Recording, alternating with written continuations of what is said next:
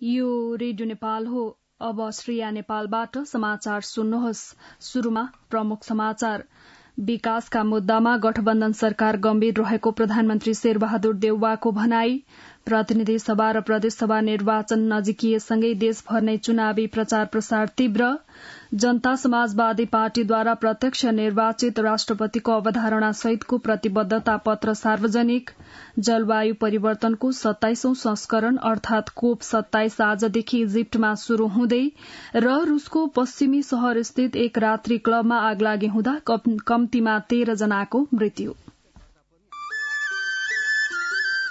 सुन त, भोलिको मिटिङको लागि सबैलाई फोन गर्यो? छैन सर, मेरो मोबाइलमा ब्यालेन्स नै थिएन। अलि पछि गर्छु ल्यान्डलाइनबाट। ल हेर, मोबाइलमा ब्यालेन्स छैन भनेर हुन्छ? तिमीलाई थाहा छैन यस कार्यालयले नेपाल टेलिकमको कर्पोरेट युजर ग्रुप अर्थात सीयूजी सेवा लिएको छ। तिम्रो नम्बरलाई पनि सीयूजीमा सहभागी गराउ न। अनि सर, मेरो त प्रिपेड नम्बर हो नि। अहिले नेपाल टेलिकमले प्रिपेड र पोस्टपेड दुवै फोनमा सीयूजी सेवा लागू गरिसकेको छ। सीयूजीमा आबद्ध भएपछि हाम्रो कर्मचारीहरू बीच निशुल्क र नेपाल टेलिकमको नेटवर्कमा सस्तो दरमा फोन तथा एसएमएस गर्न र डाटा चलाउन पाइन्छ नि। तिमीलाई थप जानकारी चाहिएमा नेपाल टेलिकमको वेबसाइट www.ntc.net.np मा हेर न। नेपाल टेलिकम, राष्ट्रको संचार।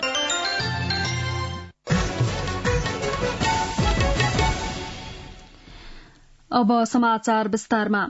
प्रधानमन्त्री शेरबहादुर देउवाले निर्वाचनपछि पनि गठबन्धनले निरन्तरता पाउने बताउनु भएको छ। डडेलधुराको अजय मेरू गाउँपालिकामा हिजो आयोजित सभालाई सम्बोधन गर्नुहुँदै प्रधानमन्त्री देउवाले षड्यन्त्रपूर्ण तरिकाले पटक पटक संसद विघटन गरेका कारण गठबन्धनको सरकार बनेको र यो गठबन्धन चुनावपछि पनि निरन्तर रहने बताउनुभयो। कांग्रेस सभापति समेत रहनुभएका प्रधानमन्त्री देउवाले दार्चुला गएर चर्को भाषण गर्दैमा लिम्पियाधुरा फिर्ता नआउने बताउनुहुँदै कूटनैतिक माध्यमबाट भूमि फिर्ता ल्याउने बताउनुभयो। हिजै डडेलधुराको रूपालमा आयोजित सभालाई सम्बोधन गर्नुहुँदै प्रधानमन्त्री देउवाले विकासका मुद्दामा गठबन्धन सरकार गम्भीर रहेको बताउनुभयो। नेकपा एमालेका अध्यक्ष केपी शर्मा ओलीले आफ्नो पार्टीले देश बनाउने योजना र प्रतिबद्धता जनता समक्ष व्यक्त गरेको बताउनु भएको छ। प्रवासी नेपाली मञ्चको प्रथम अन्तर्राष्ट्रिय अधिवेशनको हिजो उद्घाटन गर्नुहुँदै अध्यक्ष ओलीले देशको राष्ट्रियताको संरक्षण, मुलुकमा स्थायी शान्ति र जनताको भावना बुझेर विकास निर्माणको काम अघि बढ़ाइने बताउनुभयो। अध्यक्ष ओलीले नेपालीले सहजतापूर्वक जीवनयापन गर्न, मुलुकमा गरीबी निवारण, वातावरण संरक्षण र सामाजिक सुरक्षाको आवश्यकता भएको बताउनुभयो। जनता समाजवादी पार्टी जसपा नेपालले राष्ट्रपति र मुख्यमन्त्री प्रत्यक्ष निर्वाचित हुने शासकीय स्वरूपको अवधारणा सहित पार्टीको चुनावी प्रतिबद्धता पत्र सार्वजनिक गरेको छ। आगामी मंसिर 4 गते हुने प्रतिनिधि सभा तथा प्रदेशसभा निर्वाचनका लागि पार्टीको प्रतिबद्धता पत्र हिजो काठमाण्डुमा सार्वजनिक गर्नुहुँदै पार्टी अध्यक्ष उपेन्द्र यादवले जनताद्वारा प्रत्यक्ष निर्वाचित कार्यकारी सरकार प्रमुख वा राष्ट्र प्रमुख हुनुपर्ने बताउनुभयो। जसपाले प्रतिबद्धता पत्रमा संविधानमा रहेका त्रुटि र अपूर्णतालाई संविधान संशोधन मार्फत पूरा गर्दै सर्वस्वीकार्य र राष्ट्रको उत्थानमा केन्द्रित हुने उल्लेख गरेको छ। राष्ट्रिय एकतालाई बलियो बनाउँदै सबै समुदायको समानुपातिक प्रतिनिधित्व र पहुँच हुने गरी संवैधानिक र कानूनी व्यवस्था गरिनुपर्ने, समावेशी लोकतन्त्र, आदिवासी जनजाति, मधेसी, थारू, मुस्लिम, अल्पसंख्यक एवं पिछड़िएका र बहिष्करणमा परेका समुदायको हक अधिकार सुनिश्चित हुने, महिला र फरक क्षमता भएकाहरूको सामाजिक सुरक्षाको सुनिश्चितता लगायतका विषयलाई प्रतिबद्धता पत्रमा उल्लेख गरिएको छ। सबै तहको व्यवस्थापिका, कार्यपालिका, न्यायपालिका र संवैधानिक अंग सञ्चालन गर्ने, संघमा 2 सदनात्मक तथा प्रदेश र विशेष संरचना 1 सदनात्मक व्यवस्थापिका सभा हुने, राज्य व्यवस्था अवलम्बन गरिनुपर्ने प्रतिबद्धता पत्रमा उल्लेख गरिएको छ। 5 भागमा केन्द्रीय जसपाको प्रतिबद्धता पत्रमा राजनैतिक, आर्थिक विकास, सामाजिक रूपान्तरण र औद्योगिकरणको विषयलाई प्राथमिकताका साथ उल्लेख गरिएको छ। निर्वाचन आयोगका आयुक्त सगुन शमशेर जबराले आगामी निर्वाचनलाई स्वच्छ, स्वतन्त्र, निष्पक्ष र विश्वसनीय बनाउन सबै पक्षको सहयोग आवश्यक रहेको बताउनु भएको छ। निर्वाचन आयोग र नेपाल कानून समाजद्वारा हिजो जनकपुर धाममा आयोजित निर्वाचन आचार संहिता विषयक अन्तर्क्रिया कार्यक्रममा आयुक्त जबराले निर्वाचन आयोगको एक्लो प्रयासबाट स्वच्छ, स्वतन्त्र, निष्पक्ष र विश्वसनीय रूपमा निर्वाचन सम्पन्न हुन नसक्ने भएकाले यसमा राजनीतिक दल, उम्मेद्वार, संचार माध्यम, सुरक्षाकर्मी लगायत सबै सरोकारवालाहरूको सहयोग आवश्यक रहेको बताउनुभयो। आगामी मंसिर 4 गतेका लागि तय भएको प्रतिनिधि सभा र प्रदेश सभाको निर्वाचनका लागि प्रमुख राजनीतिक दलका अलावा स्वतन्त्र उम्मेद्वारी दिएका उम्मेद्वारले आआफ्नो क्षेत्रभित्र प्रचार प्रसारको कामलाई तीव्र पारेका छन्। मतदाताका घर आँगनमा पुगेर उम्मेद्वारले आफ्ना एजेण्डा प्रस्तुत गर्दै मत मागिरहेका छन्। निर्वाचन मिति नजिकिएसँगै बर्दियामा पनि चुनावी सरगर्मी बढ़ेको छ। उम्मेद्वारहरूले विकासका एजेण्डा लिएर घर घरमा पुगी मतदातासँग मत मागिरहेका छन्। बर्दियाबाट संवाददाता संजय आचार्यको रिपोर्ट। मंसिर 4 गते हुने निर्वाचनका लागि प्रचार प्रसार गर्न उम्मेद्वारहरूको दौडधुप बढेको छ। बर्दियाको क्षेत्र नम्बर 1 र 2 का उम्मेद्वारहरू आफ्नो 5 वर्षीय रणनीति सुनाउँदै मतदाताको घर घरमा पुगिरहेका छन्। मेरो नाम सोहरा पठान हो, जनमत पार्टीको जिल्ला अध्यक्ष हो। चुनावमा आफै लडेको छु, जनताको काम गर्नको लागि चुनाव लडेछु।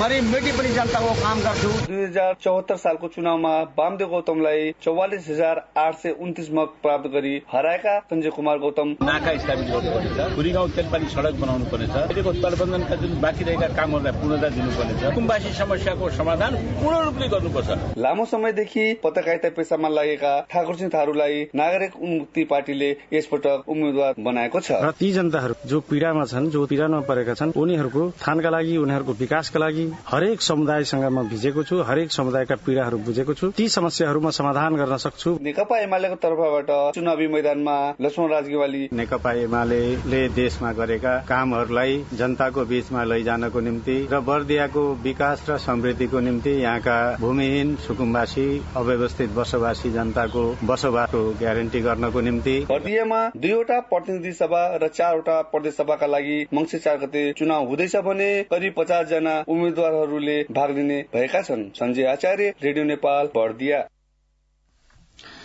निर्वाचन आयोगले गण्डकी प्रदेश सरकारलाई करका दर परिवर्तन गरेको बारे 24 घण्टाभित्र बदर गरी सोको जानकारी यथाशक्य चाँडो उपलब्ध गराउन निर्देशन दिएको छ। निर्वाचन आचार संहिता लागू भइसकेको अवस्थामा प्रदेश राजपत्रमा सूचना प्रकाशित गरी करका दरहरू परिवर्तन गरेको देखिएको भन्दै आयोगले स्पष्टीकरण सोधेको थियो।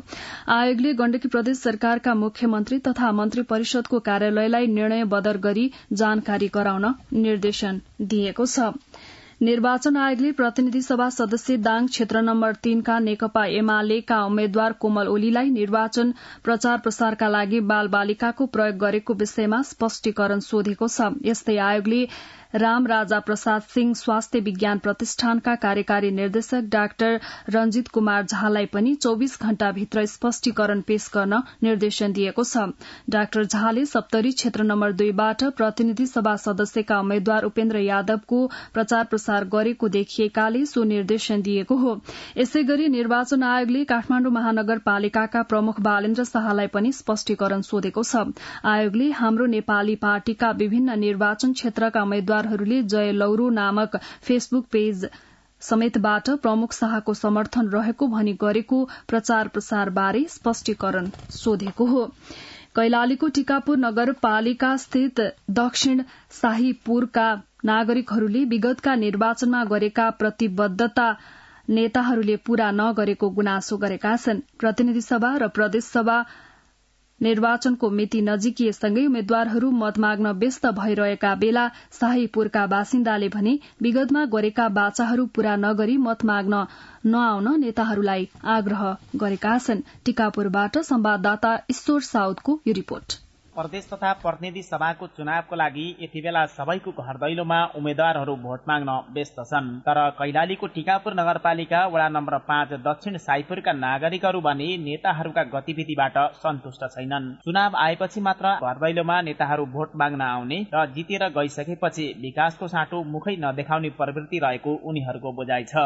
स्थानीय शेरबहादुर साउद: जति नेताहरू आए पनि आश्वासन दिने, जाँदै गर्ने अनि फर्केर नहेर्ने, उनले भेट्न खोज्दा पनि हामीले भेट्न नपाउने। चुनाव आएपछि मात्र गाउँमा भोट माग्न आउँछन्। आफूलाई परेको समस्या समाधानमा कुनै चासो देखाउँदैनन्। खालि उधारै बाचा गरेर मात्र जाने प्रवृत्तिले आफूहरू दिक्क भइसकेको र अबका दिनमा यसरी भोट माग्न नआउन अनुरोध गर्नुहुन्छ अर्का स्थानीय खडानन्द जैसी। 15 वर्षबाट मैले हलो जोतिरहेको छु भने म जहाँको त्यही छु भने अब नेताहरूको झोलो बोक्ने मान्छे काठमाडौँ महल बनाइसके उनले। कमाए कसरी कमाए त? हामीले चाहिँ रात दिन 10 नङ्ग्रा खियाएर पनि हाम्रो पुग्दैन खाना भनेपछि प्रभु अब हामी कहाँ भोट माग्न नआउनु, तपाईँले हाम्रो कुनै काम गर्नु भएन। दक्षिण साइपुरका बडगर चन्द्रबहादुर रोक्का मगर पनि चुनावका बेला नेताहरूले यो क्षेत्रका लागि गरेका बाजा कुनै पूरा नगरेको बताउनुहुन्छ। भोट माग्ने आउने नेतालाई यहाँ तर बन्न फिक्सिङ गर्ने पर्यो, यहाँबाट उत्खनन गर्ने, बेचबिखन गर्ने, ढुङ्गा गिटी निकाल्ने काम चाहिँ बन्द गरिदिनु, नेतालाई भान्दियो भने राम्रो हुनेछ। नेताहरूका गतिविधि देखेर दिक्क भएका स्थानीय जगत साउद पनि अब भोट माग्न आउने नेतालाई यस अगाडिका बाचाहरू कतिको पूरा गर्नुभयो भनी प्रश्न गर्ने मनसायमा हुनुहुन्छ। आउँदाखेरि त्यही देखाउनु पर्ला, त्यो जहाँ बीचमा छुट्याउँछ त्यो कति बनाउनु भयो, बाटो कसरी बनाउनु भयो, अब यो बनाउने यति अगाडि बनाइसक्नु भयो, यहाँ पछि त्यसरी बनाउनु भयो भनिएर जवाब दिन्थे थियो। नेताहरूले चुनावको समयमा जति बाचा गरे पनि त्यो एउटा पनि कार्यान्वयन हुँदैन। उनीहरूका बाचाहरू बाचामै मात्र सीमित हुन्छन् र आफूहरूका समस्या जस्ताका तस्तै छन्। स्थानीय अगुवा धर्मराज जैसी: बर्खामा यहाँ हिँड्ने बाटो हुँदैन, हिल्याममा हुन्छ, खाल्टा खुल्टी छन्, राति अधराति कोही दुखी बिमारी हो भने गाडी आउने सम्भव छैन, अटो आउने सम्भव छैन, एकदम नाजुक स्थिति छ। यसरी जुनसुकै दलका नेताहरूले पनि चुनावको समयमा मतदाता समक्ष गरेका आफ्ना बाचाहरू पूरा नगरी नागरिकमा वितृष्णा फैलदै जाने हो भने भोलिका दिनमा दल र दलका नेताहरूमाथि प्रश्न चिन्ह खडा हुने देखिन्छ। ईश्वर साउद, रेडियो नेपाल, टिकापुर, कैलाली। संचार तथा सूचना प्रविधि मन्त्री ज्ञानेन्द्र बहादुर कार्कीले निर्वाचन प्रतिस्पर्धात्मक भए पनि त्यसलाई उत्सवका रूपमा लिनुपर्ने बताउनु भएको छ। सुनसरीको भोकराहा गाउँपालिका 1 स्थित वाम लोकतान्त्रिक गठबन्धनको संयुक्त प्रचार प्रसार कार्यालयको उद्घाटन कार्यक्रममा मन्त्री कार्कीले सामाजिक एकतालाई धमिल्याउने र विखण्डता ल्याउने विचार राख्ने नेता र दलसँग सावधान रहनुपर्ने बताउनुभयो। मन्त्री कार्कीले खोक्रो र झुटा आश्वासनले राजनीतिक संस्कार नबस्ने भन्दै आफूले गर्न सक्ने कुरा मात्र बोलेको स्पष्ट गर्नुभयो। नेपाली कांग्रेसका प्रवक्ता डाक्टर प्रकाश शरण महतले देशमा सहिष्णु नेतृत्वको आवश्यकता रहेको बताउनु भएको छ। नेपाल प्रेस युनियन कैलालीले हिजो धनगढ़ीमा आयोजना गरेको पत्रकार सम्मेलनमा प्रवक्ता महतले संविधानको रक्षा, स्थिरता र समृद्धिको सुनिश्चितताको संकेत गठबन्धन सरकारले छोटो समयमा गरिसकेको उल्लेख गर्नुभयो। गृहमन्त्री बालकृष्ण खाँडले मंगिर 4 गतेको प्रतिनिधि सभा र प्रदेशसभा निर्वाचनपछि 7 प्रदेशमा गठबन्धन सरकार बन्ने बताउनु भएको छ। नेकपा माओवादी केन्द्रले हिजो भैरहवामा आयोजना गरेको वृहत कार्यकर्ता भेलामा रूपन्देही क्षेत्र नम्बर 3 बाट प्रतिनिधि सभा सदस्यका उम्मेद्वार समेत रहनुभएका खाँडले देश विकासका लागि संघसहित 7 प्रदेशमा 5 दलीय गठबन्धनले सरकार बनाउने बताउनुभयो। गृहमन्त्री खाँडले लामो संघर्ष पश्चात प्राप्त संघीय लोकतान्त्रिक गणतन्त्रात्मक व्यवस्थालाई थप मजबूत बनाउँदै नागरिकको अवस्था परिवर्तन गर्न 5 दलीय गठबन्धन बनेको र यसको जित अत्यावश्यक रहेको औल्याउनुभयो। उहाँले गठबन्धनले जितेमा प्राप्त उपलब्धि उल्टन सक्नेतर्फ सचेत हुनुपर्ने बताउनुभयो। बेला बेलामा नेपाली कांग्रेस र वामपन्थी शक्ति मिलेर नेपालमा ठूला ठूला राजनीतिक परिवर्तन भएको उहाँले उल्लेख गर्नुभयो। जलवायु सम्मेलनको 27औं संस्करण अर्थात कोप 27 सम्मेलन आजदेखि इजिप्टमा शुरू हुँदैछ। इजिप्टले विश्वव्यापी जलवायु परिवर्तनका चुनौतीको स्पष्ट मान्यता र यसको विश्वव्यापी खतरालाई सम्बोधन गर्ने माध्यमका रूपमा बहुपक्षीय सामूहिक र ठोस कार्यको आह्वान गर्दै सम्मेलनको अध्यक्षता गर्नेछ। यसअघिका सम्मेलनहरूमा जस्तै हरित गृह ग्यासहरू कसरी कटौती गर्ने र जलवायु परिवर्तनको प्रभावसँग सामना गर्न आवश्यक खर्च कसरी जुटाउने भन्नेमा शक्ति राष्ट्रहरूको जोड़ रहने विश्लेषण गरिएको छ। नेपालले भने कोप 27 सम्मेलनमा जलवायु अनुकूलन र यसको प्रत्यक्ष प्रभाव भोग्नु परिरहेको वास्तविकता उजागर गर्दै नेपालले पाउने क्षतिपूर्तिका सवाललाई महत्वपूर्ण रूपमा उठाउने भएको छ। आजदेखि शुरू सम्मेलन मंसिर 2 अर्थात नोभेम्बर 18 सम्म चल्नेछ। सम्मेलनमा जलवायु परिवर्तनले निम्त्याएको विश्वव्यापी नोक्सानीका विषय मुख्य कार्यसूचीमा रहेको जनाइएको छ। संस्कृति पर्यटन तथा नागरिक उड्डयन मन्त्री जीवनराम श्रेष्ठ समक्ष राष्ट्रिय कला संरक्षण तथा प्रवर्धन नीति 2079 को मस्यौदा पेश गरिएको छ। हिजो काठमाण्डुमा आयोजित कार्यक्रममा मन्त्री श्रेष्ठ समक्ष कला क्षेत्रमा कार्यरत पेशाकर्मी कलाकारको हक हित र पेशा सुरक्षित गर्न नीति तर्जुमा गर्नुपर्ने माग गर्दै मस्यौदा पेश गरिएको हो। सो अवसरमा मन्त्री श्रेष्ठले नेपाली कला क्षेत्रले देशको विकासमा पुर्याएको योगदानको चर्चा गर्दै कला संस्कृतिको विकास र प्रवर्धनको निम्ति सरकार प्रतिबद्ध रहेको बताउनुभयो। मन्त्री श्रेष्ठले कला क्षेत्रको विकासका निम्ति नीति बनाउने तयारी भइरहेको जानकारी समेत दिनुभयो। बागमती प्रदेशमा लामखुट्टेको टोकाइबाट हुने डेंगू संक्रमणबाट बिरामीको संख्या 33,000 भन्दा बढ़ी पुगेको छ। यो संख्या दिन प्रतिदिन बढ़दै गएको देखिन्छ। बागमती प्रदेशमा गत साउन महिनादेखि कार्तिक 18 गतेसम्ममा 33,765 जनामा डेंगू संक्रमण पुष्टि भइसकेको बागमती प्रदेशको स्वास्थ्य निर्देशनालयले जनाएको छ। अब अन्तर्राष्ट्रिय समाचार। रूसको पश्चिमी शहर कोस्त्रोमामा रहेको एक रात्रि क्लबमा आग लागि हुँदा कम्तीमा 13 जनाको मृत्यु भएको छ। अन्तर्राष्ट्रिय समाचार संस्थाका अनुसार क्लबभित्र रहेका एक ग्राहकले आफ्ना प्रेमिकालाई फूल दिएर गन पड्काउँदा सो घटना भएको हो। घटनापछि उद्धारकर्मीहरूले रात्रि क्लबबाट 250 जना मानिसलाई बाहिर ल्याएका थिए। सन् 2009 मा रूसकै रात्रि क्लबमा एकजनाले पटाका पड्काएपछि आग लागि हुँदा 150 भन्दा बढ़ीको ज्यान गएको थियो। संयुक्त अभ्यासका क्रममा हालसम्म दक्षिण कोरिया र अमेरिकाले 240 वटा युद्ध विमान प्रयोग गरेको पाइएको छ। उत्तर कोरियाले क्षेप्यास्त्र परीक्षण गरिसकेपछि शक्ति प्रदर्शनका लागि यो संयुक्त अभ्यास भइरहेको हो भने दुई देशको संयुक्त अभ्यासपछि उत्तर कोरिया युद्ध भएको छ। उत्तर कोरियाले यस अभ्यासको परिणाम चुनौतीपूर्ण हुने अमेरिकालाई धम्की पनि दिएको छ। भारतले कोरियाली प्रायद्वीपमा दिगो शान्ति कायम गर्न आणविक निशस्त्रीकरणमा जोड़ दिँदै त्यसका निम्ति निरन्तर समर्थन रहने प्रतिबद्धता संयुक्त राष्ट्र संघ समक्ष पुनः व्यक्त गरेको छ। उत्तर कोरियाले आफ्नो पूर्वी समुद्री क्षेत्रमा अन्तर्महादेशीय क्षेप्यास्त्र परीक्षण गरेपछि शुरू भएको राष्ट्रसंघीय सुरक्षा परिषदको बैठकमा कोरियाली प्रायद्वीपका साथै समग्र विश्वको हितका लागि आणविक निशस्त्रीकरण अपरिहार्य भएको बताइएको हो। कूटनीतिक र वार्ताका माध्यमबाटै कोरियाली प्रायद्वीपको समस्या समाधान हुनुपर्नेमा भारतको जोड़ रहेको छ। यसैबीच अमेरिका र दक्षिण कोरियाले जारी राखेको संयुक्त सैन्य अभ्यासका क्रममा सुपरसोनिक बम्बर B-1B विमानको सफल परीक्षण गरिएको छ। अब आर्थिक समाचार।